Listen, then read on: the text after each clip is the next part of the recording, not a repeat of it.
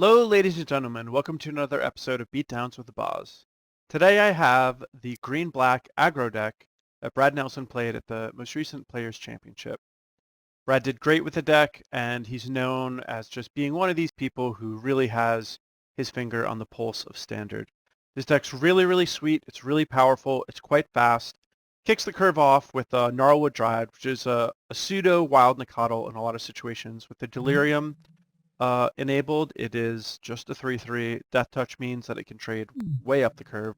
And just having a 1-mana creature is great for crewing your Copter. Copter, best 2-drop in Standard, just does so much. Grim Flayer also is just a phenomenal card. Both of these cards, Smuggler's Copter and Grim Flayer, are potentially going to allow you to filter your draw, dig for what you need, dig for what you don't have, and make sure you don't draw or get rid of the cards that you don't want. Serve the Conduit may be the next best 2-drop in the format.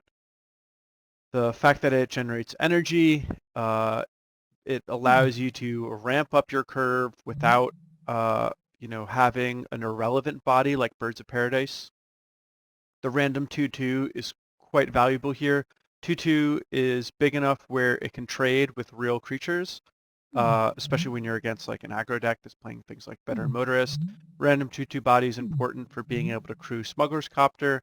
Random 2/2 body is important for being able to block creatures that Liliana has shrunk. Finally, random 2/2 body is pretty important for when you're playing cards like Verdurous Gearhulk, where you kind of want to have some random bodies. Speaking of irrelevant bodies, that takes us to the 3-drop slot where we've got Catacomb Sifter. This is a card that we saw a lot in previous iterations of Standard, and it's a very good card. It's essentially 3 power, 4 toughness for 3 mana, but it's split across 2 bodies, which makes it a little more resilient to removal. You get to scry when something dies, and also the it's split. Its power and toughness is split among it and a Eldrazi Scion, which enables you to play Verdurous Gearhulk on turn 4, which is really powerful. But it the token can also be just something to put counters on with Verdurous Gearhulk. Liliana, the Last Hope. The only reason this deck plays one of these is because Liliana is actually not a particularly aggressive card.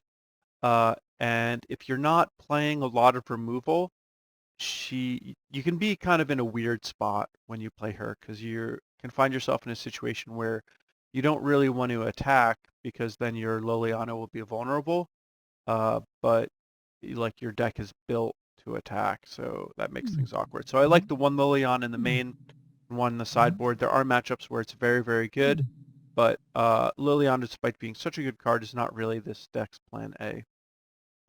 In the 4-drop slot, we have Kalitas, Traitor of Ghet. I think a lot of people generally play Mindwrack Demon because it's a little more synergistic with the Delirium theme.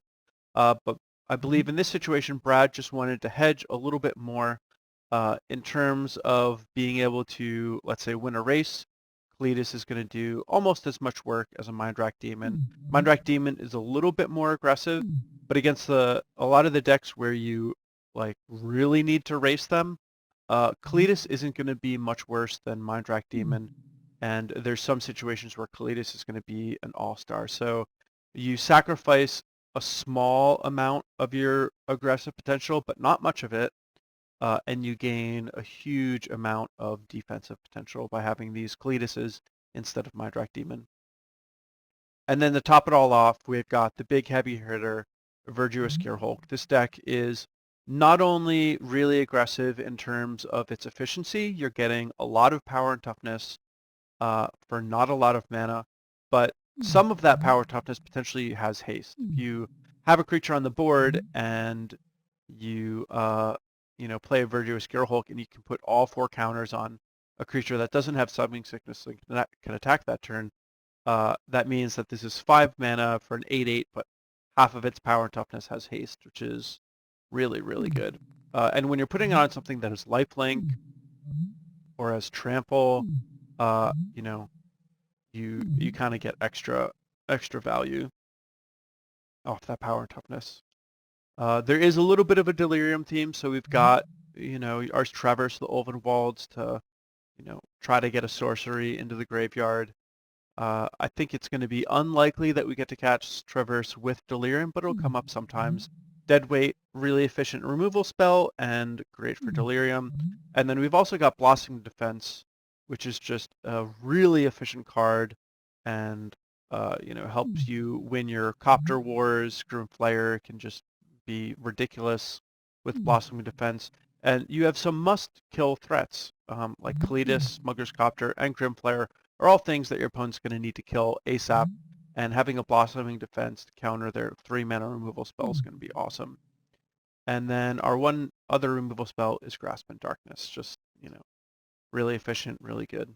We only have one Evolving Wilds because we're looking to be kind of aggressive. The Delirium thing is kind of a side note in this deck. And then we've got the 4 Hissing Quagmires to note, which are, going to make it so that we have good mana and we're less likely to flood out. In the sideboard, we've got some efficient removal and tendrils, or Flaying Tendrils, for when we're against aggressive decks. Transgress the Mind against all the Emerald decks. A Gnarlwood Dryad if we need a little bit of early extra defense. Liliana the Veil, Liliana the Last Hope, for when we're up against a lot of X1 creatures like Veteran Motorists and we want to play defense. Fleetwheel Cruiser, just, when we're really looking to get the beatdowns on. And then Skysovereign, it'll probably come in some other places, but it's mostly here against Spell Queller decks.